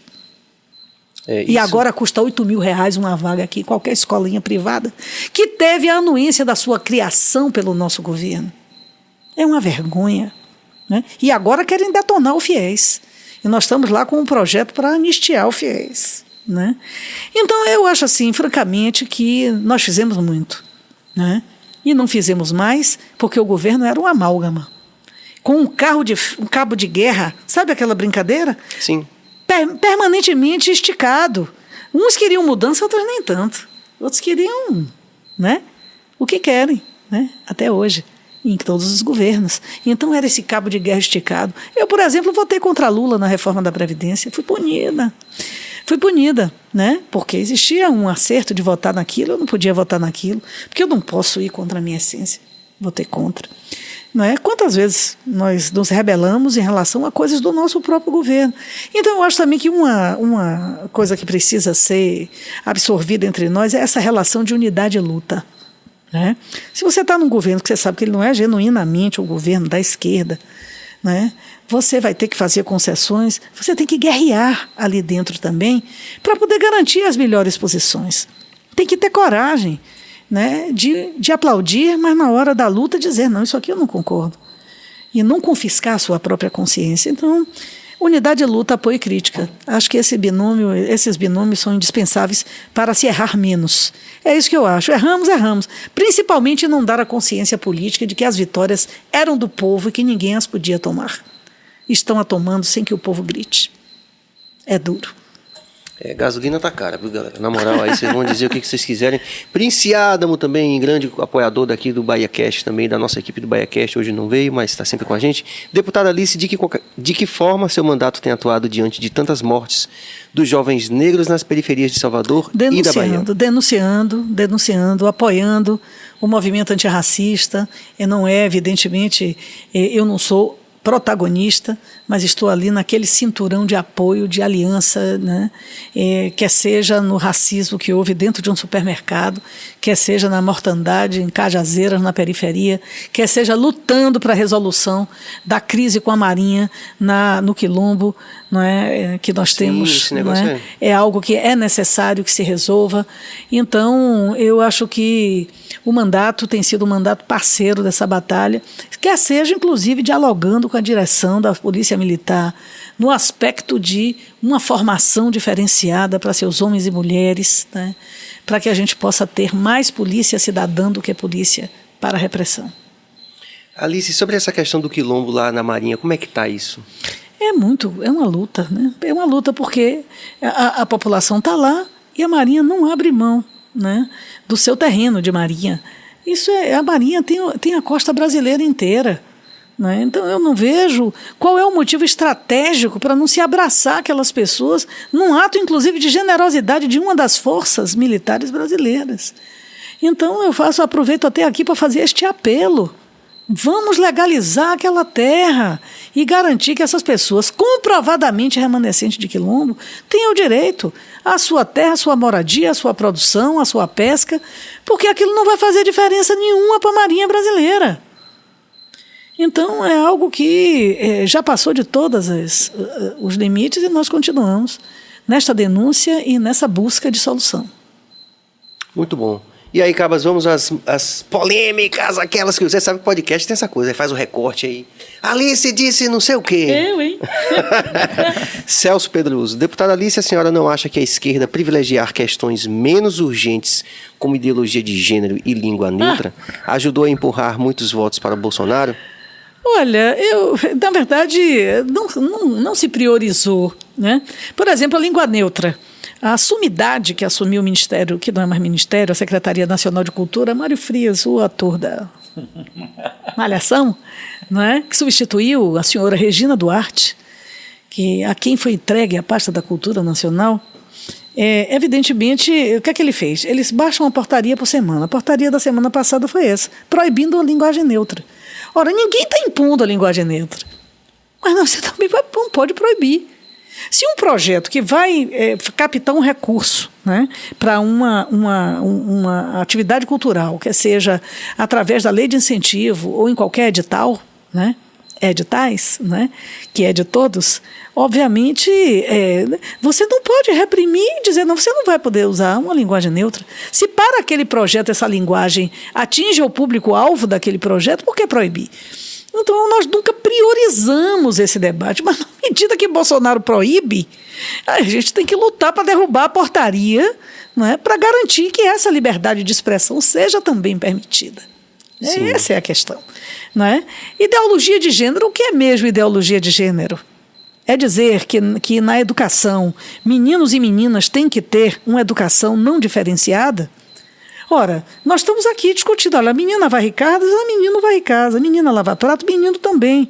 Mas se você está vendo a filha do seu vizinho, a mulher do seu vizinho sendo espancada, e você não mete a colher, não denuncia, não apita, não chama o 180, você pode amanhã amargar a condição de sua filha que vai namorar com o filho dele apanhar também. E qual é a ideologia? A ideologia da não violência, de que todas as vidas importam, isso não é ideologia, isso é direito humano da mulher. Então, não é priorizar, é denunciar que você não pode apoiar esse tipo de intento. Porque Bolsonaro tem uma questão popular, questão popular que a gente ouvia a vida toda. Que não mete a colher, né? Não é? Tem que meter. Colher, o 180, o apito. O apito, viu, gente, foi uma comunidade lá em Recife que ganhou um prêmio internacional. Comunidade mesmo, uma favelona, daquelas da beira do mangue. Eu me esqueci o nome agora. E eles ganharam um prêmio porque as associações de mulheres não tinham força e nem tinha polícia, né? Isso aí foi agora dos anos 2000 já. E elas distribuíram apitos. Quando ouvia o grito em um barraco, toca apito. E aí a polícia vinha, né? Apitaço de primeira. Então, hoje, o Ministério Público está, né, com o X de batom nas mãos.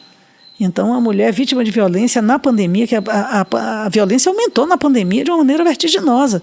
E não foi só no Brasil, aumentou em todos os lugares do mundo. Porque é uma chaga cultural o machismo. É mundial. Aumentou em Paris 35%, aumentou em Pequim 30%. Chinês também bate. Entendeu? Então, não é ideologia. Porque a violência perpassa os regimes políticos e sociais. Né? Nós temos um problema cultural na humanidade, da mulher ficar presa ao segredo das quatro paredes, como um velho poeta já disse. Né? Então, é exatamente o vencer desta contrição que faz a luta, né, das mulheres por igualdade ser algo que é algo da cidadania, não é somente das mulheres, não é a luta identitária, não é ideologia de gênero. Não é partidário, né? Não, claro que não, é supra, totalmente supra. Porque apanha a pobre, apanha a rica. A rica bota maquiagem na porrada no olho, entendeu? E a pobre se rebela, mas ela não tem como manter a sua prole. Então ela retirava a queixa. Então a Lei Maria da Penha é um dos maiores diplomas legais do mundo. Eu tenho muita honra de ter participado dessa aprovação. Né? Maria da Penha é uma farmacêutica como eu. Ela sofreu 3 atentados pelo marido para ficar com o seguro dela, cara. Era violência patrimonial. Violência patrimonial. Então, essa é uma questão, gente, humanitária, civilizatória. E, infelizmente, os ministros de Bolsonaro apoiam a diferença. E não é, isso aqui não é retórica minha, não é verdade. Isso é importante, me permita, isso é importante, sabe por quê? Eu fiz um post, eu acabei de sair completamente das redes sociais, mas antes de sair, eu fiz um post analisando aquela questão, por exemplo, do nazismo como um movimento de esquerda, e aí eu fiz um exercício, repare, que é importante a gente dizer isso aqui agora, viu? Paciência comigo, diretor, que olhe bem. Aí eu fiz o exercício seguinte, Alice, eu disse, não perguntem, não é Serginho que está dizendo não. Vá no Mein Kampf, que é o livro que o Hitler, né, lançou quando estava preso, inclusive. Exato. E vejam o que Hitler diz sobre o comunismo. O que ele achava que o comunismo era o inimigo mortal dele. Exatamente. Né? E assim, propus esse desafio para as pessoas que estavam lá na rede e tal. Como você falou, é o que está sendo dito por esses representantes.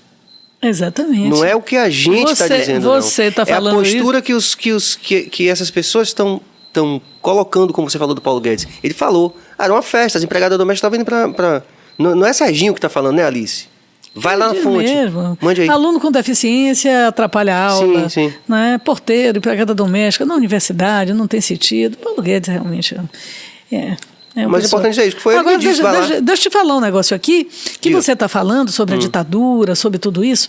E essa semana foi o Dia Nacional da Cultura, dia 5, né? E nós fizemos lá na Comissão de Cultura um grande seminário com secretários estaduais, com lideranças da cultura do Brasil todo, das várias linguagens culturais. Estamos montando essa plataforma para entregar aos presidentes, aos candidatos, né? Aos presidenciáveis. E aí eu parei para poder escrever alguma coisa para falar no dia. E aí eu levantei exatamente o perfil. O que foi? Cultura, fascismo e desmonte. Na Alemanha, a combinação de ressentimento, racismo, anticomunismo foi diretamente responsável pelo crescimento e reforço dos entusiastas de Hitler. Né? A fórmula parece se repetir no Brasil de hoje. Na Itália, o regime fascista, que governou de 22 a 43, procurou criar, entre aspas, um novo homem, uma nova mulher, um novo, né, ethos, uma nova cultura. Né? Fascismo era, em geral, né, e o fascismo italiano em particular. Um projeto de criar novas identidades. O cidadão da Itália, fascista, aquele cara que usava a faixa porque ele era um novo homem, diferenciado, etc. E para realizar essa tarefa, os cidadãos da Itália fascista, infelizmente, fez com que as instituições culturais e sociais da Itália fossem completamente despersonificadas. E no Brasil a mesma coisa. As semelhanças entre Bolsonaro e o fascismo do século passado, para calar as artes, né, a educação, os intelectuais, né, são, no mínimo, estarrecedoras, como os nazistas na Alemanha e os fascistas na Itália eram inimigos dessas linguagens livres, das linguagens culturais, da possibilidade da manifestação livre. Então, quando você passa para fazer essa contextualização histórica, é tudo muito parecido. Né? É só ler, como você disse, o Mein Kampf. Vai ver o que ele diz, não é o que a gente está dizendo. Vai ver o que Hitler fala sobre o comunismo. É isso que nós estamos vivendo. Nós estamos vivendo uma versão do século XXI do fascismo. É isso aí. Essa falta de diálogo, assim, porque a gente perde esse chão, é que me assusta muito, inclusive do ponto de vista familiar. Eu tenho muita dor de ter perdido muitos colegas, no sentido, tão vivos, não morreram de Covid, mas porque a gente perdeu amizades e relações da vida toda, Deus, né, Alice? Famílias, né, se dividiram. Eu sinto muita dor disso. Muita mesmo. Gustavo Ban, deputada, como poderíamos ser mais pedagógicos no sentido de esclarecer a população o que, de fato, é o comunismo? Enfim, como espantar esse fantasma do comunismo? É isso, acho que... Obrigado, Ban. Olha, excelente, Ban, porque você pegou de uma coisa que para nós é fundamental, né? Falar a língua do povo, né? Falar a língua do povo hoje sem grandes referências. Porque você tem a referência chinesa, mas a referência chinesa não é o comunismo clássico da ideia pensada e materializada nos livros, né? De Engels, de Marx, de Lenin, enfim. A verdade é que é um regime social com mercado. Com mercado. Alguns outros dizem que não, que é o capitalismo com um regime social. Então, eles dizem que é um socialismo ao modo Tino, né? Agora, eu posso lhe dizer que é impressionante, né? Você foi lá, Alice? Fui lá. É impressionante. Aí é outro capítulo. Tem que ter um programa no todo segundo desse. podcast que a Alice vier. Então, é impressionante você ter 1 bilhão sem passar fome. E não é empreguinho, né? Um negócio realmente, agora é outra realidade, outra coisa. Então, assim, eu acho que a forma didática é a defesa de uma condição que é a seguinte, assim, tentando ser o mais sintética possível, se é que eu consigo. Primeiro é tocar este coração e dizer que as pessoas valem pelo que são e não pelo que têm. Talvez essa seja a formulação mais clara, né, do que é você defender a igualdade na sua essência mais profunda, né, no âmago. É que a criança que está nascendo agora na maternidade Climério de Oliveira, onde eu nasci e onde a minha filha nasceu por opção minha, né, ela tem um destino batido, selado. Ela já foi julgada. Vai ser comerciário, talvez um servidor público, né? Mas o menino que está nascendo com a porta com 2 botinhas azuis ou rosa no Hospital Aliança, esse vai ser um médico, ele pode ser até um político, um representante popular, um juiz. Ou seja, você tem a sentença batida na hora do nascimento. Né? Então, é necessário que as pessoas entendam que elas valem de acordo com o seu trabalho, com a necessidade da sociedade. e não incorporar a possibilidade de alguém ganhar 50 mil vezes mais do que o outro. Mas por que se a matéria é igual? Eu fui hoje ao enterro do filho do sargento Isidório. E eu chorei muito, saí muito machucada do que eu vi ali. Né? Agora, ao mesmo tempo, muito impressionada com aquele homem popular. É um caso que precisa ser estudado. Né? Eu já fui mais de uma vez lá na instituição, é outro papo que... Né? Mas fique à vontade. É preciso que a pessoa vá para ver, para dizer, para falar. Né? Só sendo louco para fazer ali o que ele faz, de fato. Né? Sem portões, mas também tem críticas. O que eu quero dizer é que ele disse assim... sobre o corpo do filho, né? Olha, não vale nada, deputado, senador, estávamos todos lá, deputado, senador, juiz do Supremo, tal, todos acabamos iguais, né? Isso no alto da sua religiosidade, da personagem e da dor, né? Mas o que é que os comunistas dizem, né? Que de fato, né? Nós somos iguais mesmo, não tem para onde correr. Né? Quer seja no aspecto biológico deste destino falível, né? Quer seja na construção da vida igual. E é isso que eu acho que é didático para dizer ao povo. Né? Nós somos os comuns, os defensores dos comuns, os que mais produzem e pouco têm, né? E que não valemos pelo que temos, mas pelo que somos. É isso.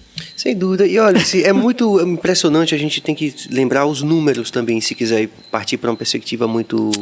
Mas é difícil, né? Porque no próprio povo é impregnada essa visão. Quando eu vejo as meninas nos 15 anos vestidas de princesa, né? As escolas de samba imitando a corte, né? Então foi impregnada pelas elites, exatamente, na cabeça do povo, essa vontade de ser diferente. E de olhar assim, tá vendo? Agora, se eu ganhasse na loteria, ele ia ver. Né? E se eu chegasse lá, eu ia fazer a mesma coisa. É barra pesada. Olha... Mas a desigualdade no Brasil então, o que é que resolve? Muito grande. Educação. Educação e, quem sabe, um dia, esta visão, que na minha opinião, não por determinismo histórico, mas por concepção e por, na minha opinião, um conceito de avaliação científica da ciência social, né? Eu acho que a humanidade um dia poderá alcançar essa construção social de igualdade. Acredito nela.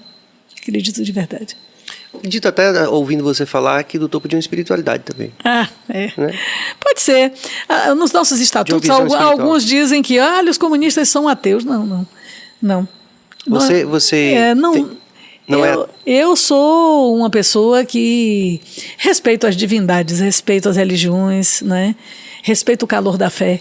Né? Não professo nenhuma religião, mas eu respeito todas e respeito o calor da fé. Impressionante, isso é incrível. Agora, o estatuto do PCdoB é claro, né?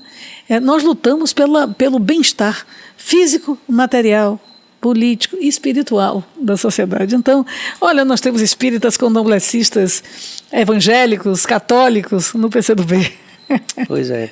E é legal você falar dessa coisa do sargento Isidório, que eu falo isso direto, né? Assim, quem quer que vá lá se impressiona.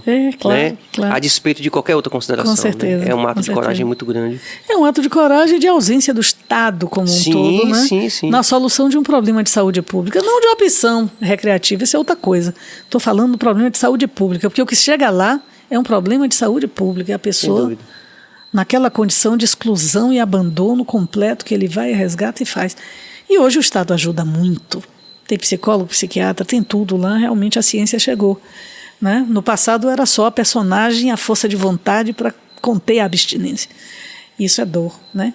Mas hoje não, a ciência está lá. Realmente o Estado, principalmente a partir de Jacques Wagner, tomou uma posição corajosa. Agora é isso, né? Nós precisamos de mais. Né? Com certeza, com certeza. A gente não deixa de admirar, né, a atuação individual de pessoas. Foi bem triste, né, ver um jovem partir assim. Augusto César, os socialistas revolucionários tiveram que conviver com ditaduras, governos totalitários, mão de ferro. Você acha que esse casamento atrapalhou o... Volta, por favor, Carlos. Atrapalhou o movimento socialismo no mundo? Eu acho que sim. Eu acho, Augusto, que porque os regimes se degeneram, né? Nós somos pessoas, né? E os regimes se degeneram. Aí a gente vai assim, vamos repaginar Stalin, olhar Stalin, né? Realmente, quando você mergulha, eu tive essa oportunidade, né? Porque a ditadura também lhe insiste e você estuda, você tem que ficar ali, né? Às vezes escondido e tudo mais, né? estudar. Houve uma militarização exacerbada na Segunda Guerra na Rússia, porque a gente protesta os 5 milhões de judeus que foram dizimados pelos nazistas. E nós precisamos sempre lembrar do Holocausto. Mas a gente pouco lembra dos 20 milhões de russos que morreram na geleira, na frente de guerra, não é? Deixando vermelha a neve daquelas fronteiras. Foram 20 milhões. O país virou um país de mulheres, de famílias dirigidas por mulheres. E militarizou-se ao extremo. Quer dizer, e ali era necessário ou não era necessário? Hoje você avaliar isso com precisão, mas no concreto acabou tendo também erros que deixaram marcas profundas na experiência e levou a debacle, levou à queda, que foi invadir outros países, a chamada criação do social imperialismo. Ou seja, invadir a Tchecoslováquia, para quê invadir? Então, eu acho assim que isso realmente afetou muito. Inclusive, os partidos se cindiram no mundo inteiro. Aqui no Brasil, houve essa cisânia a partir dessa condição. Na hora que a velha União Soviética passou para essa agressão, em 62, depois já de alguns anos, de muitas contradições, eles cindiram. É por isso que no Brasil ficaram 2 partidos. O PCdoB, que botou essa partícula, esse DU, mas era o partido tradicional, né, com a ideologia, e o PCB, que ficou sendo o aliado da União Soviética no Brasil. E a União Soviética com essas práticas. E que Roberto Freire, né? Roberto Freire hoje é o representante disso, está onde? Saiu, foi para o PPS, virou Cidadania. Vota em muitas coisas com Bolsonaro, em Brasília. Né? Então, assim, é importante a gente olhar a origem das coisas, eu concordo com você. Isso, infelizmente, marcou e demarcou o enfraquecimento do movimento comunista internacional. E agora vamos seguindo, construindo soluções democráticas, soluções federadas, né, em frentes, porque, evidentemente, há uma necessidade de restauração desses conceitos. Sem dúvida. A crítica também é importante, né? Como você falou. E a autocrítica também. Sem dúvida. O meia-culpa. Vamos lá, acaba. Eu não estava na época, né? É autocrítica histórica, né? Japinha MC. Boa noite, BahiaCast. Deputada Alice, atualmente, Concar deliberou a realização do Carnaval de 2022. A senhora acha que estamos prontos para esse evento ou é arriscado ter uma nova pandemia? Obrigado, pandemia, que boa pergunta, né? Olha, é verdade, você está vendo que está fechando tudo de novo no Reino Unido, tem vários países, né? Na própria Rússia agora, não mais a União Soviética, os bolsonaristas, vai dizer que é comunista, de hoje que acabou.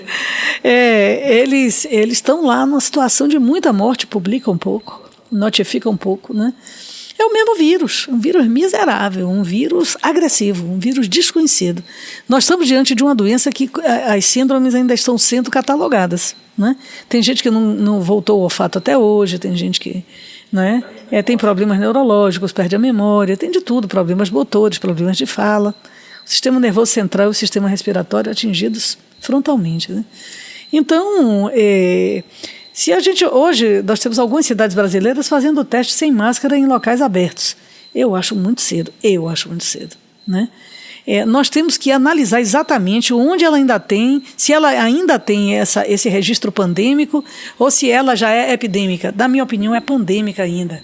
Isso aí eu falando como profissional de saúde. Né? É pandêmica. Por que é pandêmica? Porque você tem 80%. 80% da população mundial não recebeu uma dose ainda. É muita gente. É muita gente, é o que se fala aí, né? Teria que ser 80% justamente o oposto, né? Porque diz que os países pequenos e muitos países africanos, asiáticos, ainda não têm vacina. E tem outros países desenvolvidos que retardaram muito o uso da vacina. A própria Rússia, ultrapopulosa, que faz negócio com o mundo inteiro, resistiu a usar a vacina. E eles são produtores de vacina. Então, que a gente até se habilitou para comprar. Mas eles não fizeram uso, quer dizer. Então, ainda tem muita gente sem se vacinar e o mundo circula, nós temos economia globalizada. Então, hoje você está achando que está bem, daqui a pouco vem um cidadão contaminado de qualquer outro lugar e inicia-se o ciclo novamente. É evidente, a economia tem que girar, como vamos fazer? O que eu acho é que nós precisamos vacinar em massa. Se a gente vacina em massa até a terceira dose, se a gente faz controle aeroportuário, que não se faz no Brasil, você tem que fazer um controle aeroportuário, significa testar. Testar, não é só medir a temperatura, tem que testar. Aí você pode ir abrindo. Ah, mas não vai poder ter o carnaval totalzão, mas você vai fazer, não é, espaços. Nós vamos ter que ser criativos, não é, para poder organizar espaços com controle, infelizmente. Você é a favor do passaporte? Eu sou a favor do passaporte. Acho que você só pode abrir com o passaporte. Quem não está vacinado, nós estamos aqui vacinados, né? Não dá para você arriscar a vida, porque mata. Mata mesmo vacinado, mata. Sim, a gente teve, infelizmente, o caso de Letieres agora, que foi o caso de Letieres é uma coisa terrível. É. Pelo amor de Deus. Perder Letieres, leite. Né? Então, eu acho que é muito complicado ter o carnaval dos moldes anteriores. Muito complicado. Aquela pipoca, hein? Oh, delícia. A gente quer. Mas é muito complicado. Eu acho que nós vamos ter que ter criatividade, discutir com os organismos sanitários, né? Seria o caso de espaços delimitados, né, com X pessoas no máximo, ou aquelas barreiras que hoje são barreiras de segurança para armas de fogo serem barreiras vacinais. Não é? Então, tudo isso eu acho que pode ser pensado, deve ser pensado. No estágio que está hoje, se fosse hoje, não dá. Hoje não dá ainda. Ainda não tem segunda dose garantida, não tem terceira dose, ainda num limite muito pequenininho, né? E não tem teste. Então, ainda não é epidêmica, é pandêmica a virose. E mata. E o que explica essa questão do Brasil estar com esses números tão baixos e assim o até resto deu uma melhorada, né? Agora, né? Deu uma melhorada. Estamos em 2 semanas boas, quer dizer, comparativamente. Né? Ter São Paulo sem uma morte num dia foi um grande advento, né? E deu uma melhorada também na curva vacinal, depois de tanta denúncia, tanta confusão, deu uma melhorada na curva vacinal. Mas mesmo assim, nós não temos... eu acho que está chegando a metade agora com as 2 doses, né? Com as 2 doses. Mas eu acho que o que é que foi? Houve o atraso inicial, a negação da doença, a demora de tomar providência, né? A dificuldade da compreensão, inclusive dos setores, né, do capital, em relação a fazer um lockdown real, porque a Bahia tem uma proporção de número de mortes menor, teve coragem. Isso tem consequência política, tem consequência de tudo, mas teve coragem de dizer, não, se não fechar vai morrer. Né? Então, mesmo assim, nós tivemos mortes, né? Muitas, mas proporcionalmente menor do que a maior parte do Brasil. Se nós tivéssemos feito um lockdown severo no começo, né? E fôssemos mais céleres para a vacinação, talvez os resultados fossem outros. Como você disse, Sérgio. Provavelmente seriam outros, né? Vamos lá, mais interação. Japinha MC, mais uma vez, obrigado, ela está vindo também logo. Aqui em Cajazeiras, onde eu moro, metade das pessoas não tomaram a vacina e não estão usando máscara. Como a senhora acha que poderíamos fazer para incentivar os adolescentes a se vacinarem? Inclusive, conversei com a PLB esses dias, com meu amigo Rui Oliveira. Eu acho que a gente tem que fazer um movimento por vacina na escola. A escola abriu, né? Então, a dona de casa que está hoje tendo que fazer faxina, ela sai de casa, ela não tem tempo de pegar seu adolescente e ficar na fila para vaciná-lo. Aí o adolescente não vai sozinho, não vai, não quer tomar injeção, agonia, não tem a consciência do que é o negócio. Acho que uma solução seria a gente agora botar vacina nas escolas. Entendeu? E pega a autorização do pai e da mãe para vacinar. Leva a autorização por escrito e faz na escola a vacina. É uma coisa, eu vou conversar, inclusive, a primeira oportunidade que eu tiver com o governador para falar isso. Vamos fazer vacina na escola, gente, vacinar os adolescentes. E vacinar os adultos de noite. O cara não é obrigado a vacinar, não quer vacinar, tudo bem, não quer vacinar, mas não vai entrar na escola, cara. Não vai entrar no local de trabalho. Tem algumas soluções, como você falou, a gente tem que ser criativo. Eu soube de alguém de um lugar que estava dando algum tipo de vantagem para as pessoas. Tem todo tipo de vantagem. Tem algumas que eu não vou nem citar. Tipo... Leiam. Vantagens holandesas. Verdade. Eu vi alguma coisa assim, meia hora grátis. Mas o povo não tem vergonha na cara, viu? Tem vantagens, pode ter, tem de tudo. Você pode, né, dar um ingresso para um show, você pode fazer qualquer coisa. Tudo é possível, tudo é válido, né? Mas o principal é o seguinte, gente. A ciência já mostrou que é possível estimular, enganar, né? Enganar o organismo e colocar defesas antes que o agressor chegue. Né? Então, a guerra imunológica, ela nos foi ensinada. Nos foi ensinada cedinho. Sabin casou com uma brasileira, né? E nós tivemos, pelo amor, esta possibilidade de tê-lo no Brasil, fazendo a maior campanha de vacinação da vacina que ele criou na França contra a poliomielite. Essa geração hoje já não sabe o que é paralisia infantil. Mas se você conversar com grandes pessoas que nós temos aí e que têm, não é, um membro inferior mais fino que o outro, um superior mais fino que o outro, problemas de mobilidade pelo vírus da poliomielite, eles vão lhe dizer o que foi aquilo. Era uma doença que matava. E acho que um E contrassenso... quando não matava, né, deixava a marca física Eu da acho deficiência assim, física. que um contrassenso absurdo é que a gente é referência mundial de vacinação. Né? Pois é.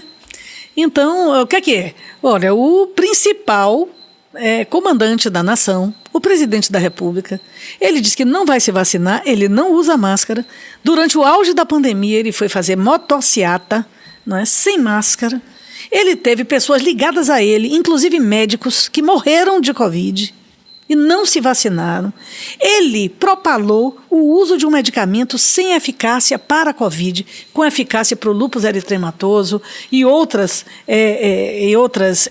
doenças, mas nada a ver com Covid. Não existia nenhum tipo de comprovação. E depois houve a comprovação negativa da hidroxicloroquina e da cloroquina para uso contra a Covid, e ele continuou com a caixinha azul oferecendo as emas do Palácio da Alvorada. Quer dizer, isso é crime.